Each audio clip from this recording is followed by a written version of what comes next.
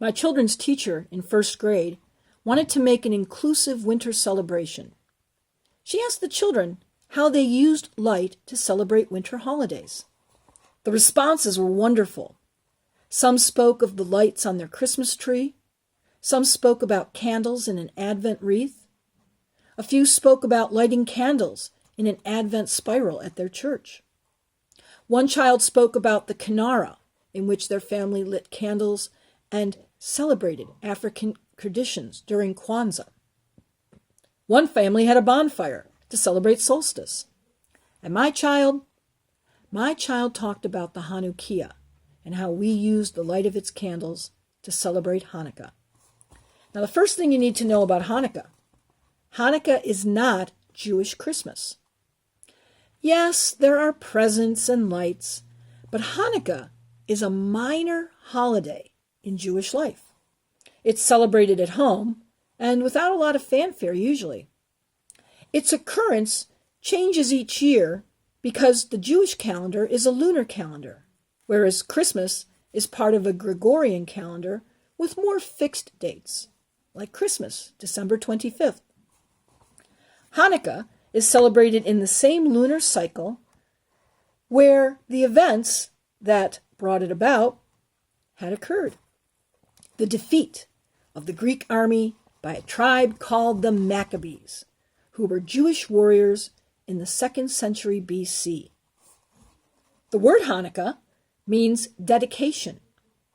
When the Maccabees returned to the temple, they saw that it had been destroyed and desecrated by the Greeks.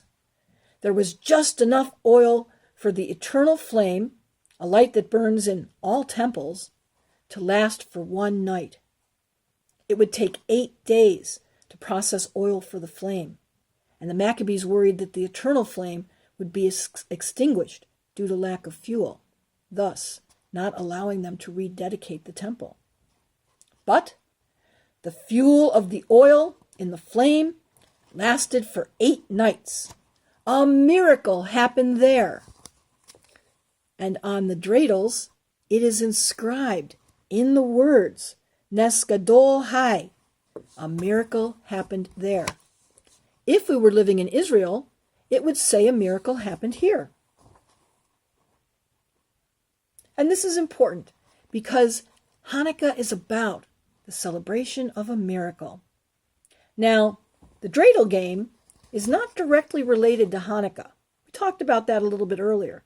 But it is a tradition of game playing. And somewhere along the way, it has become part of the Hanukkah tradition. Although no one really knows where it melded with that. The dreidel was around before Hanukkah came around. It was part of the way in which Jews found to do Torah study when the Greek army and the Greek rulers did not allow that. They would read their Torah scrolls, and when the soldiers came, they would quickly roll them up and start twirling their tops. Now, dreidel has become a regular part of Hanukkah with gelt. Those are gold coins that are used for the bidding and are part of what the winnings are, since every single symbol on here has to do with giving a coin, losing a coin, getting coins, and giving up coins. Presents were not an original part of Hanukkah, but they came about because of its close connection to what would become the Christmas celebrations. Hanukkah is really about the food. In fact, it's always about the food. A rabbi once gave me a shortcut for every single Jewish holiday. He said this: the Jews were living peacefully. Somebody came along who wanted to destroy them. The Jews survived, and then they ate. Every single Jewish holiday has foods that are specifically connected to that holiday, and Hanukkah is no exception. Hanukkah is all about the oil. Foods that are used are foods that are cooked in oil. Specifically, and most well known, are latkes. Latkes are potato pancakes made from shredded potatoes, mixed and formed together into small mounds, and fried in oil, then served either with applesauce or with sour cream. There are other foods that are connected with Hanukkah as well. These foods are simmus, brisket, challah, rugula, and my favorite, kugel. I've never met a kugel yet that I didn't love. These are some of the traditional foods, and families will gather 8 nights, and they will light the menorah, they will eat food, they will raise a glass of wine and give a celebration, and back to presents.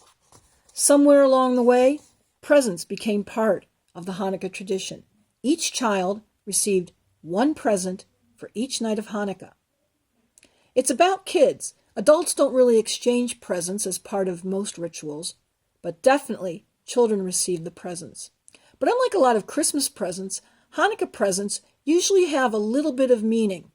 Some families have a setup where one night is all about books, one night is all about clothing, one night is about experiences, one night is not a present to the children, but the children choose a charity in which they want to give some of their money or savings to help and assist with that.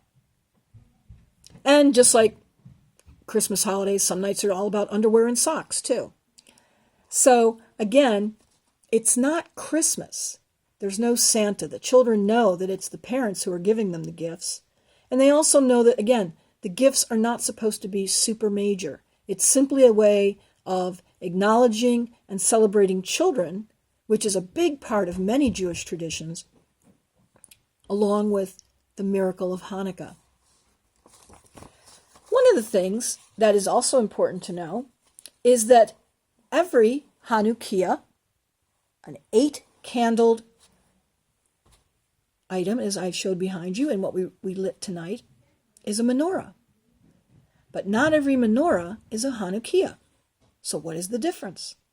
A menorah is a 6-spindled item with 1 candle in the middle, the shamash, and a Hanukkah is one that has 8 places with the shamash. And what this does is help to differentiate lighting and celebration from other holidays to the specialness of what Hanukkah is. So you can use that little piece of trivia when you're gathering with friends or others and explain to them the difference between Hanukkah and menorah. But again, as I was talking about, every one of them has a shamash. And this is very important. Some think about the candles that go on for every single night. But the shamash is one of the most important, even though it doesn't designate one of the nights. It is that helper candle that is so important and so necessary to light all of the others. Without the shamash, we wouldn't have menorah, we wouldn't have Hanukkah, at least not lit. And in our traditions, with our chalice, it itself is a shamash. It is a lighting that's done to illuminate our sense of justice and our sense of duty for work in the world. Without our illuminated light, in realism, the chalice, but hopefully lighting inside ourselves and our hearts, our work doesn't get done. There's a lot of commonness between the lights that are used in UU church ritual and the lights that are used in Jewish traditions as well. And lights are also used in others, as we spoke about, from family traditions to some religious traditions and some cultural traditions. Without light in this season of darkness, we would not be able to see each other, to connect with each other, and to know that even in darkness, there is hope. And what's important, as we go back to that shamash, is the work that it does and that it allows us to do.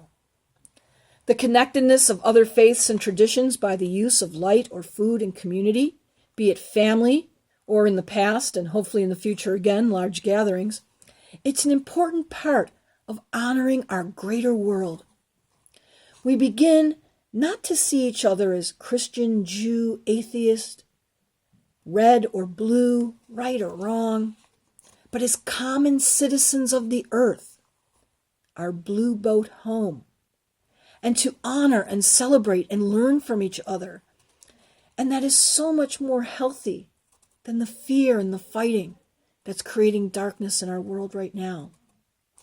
If COVID has taught us anything, it is that the world and life is ours to heal if we just take the step.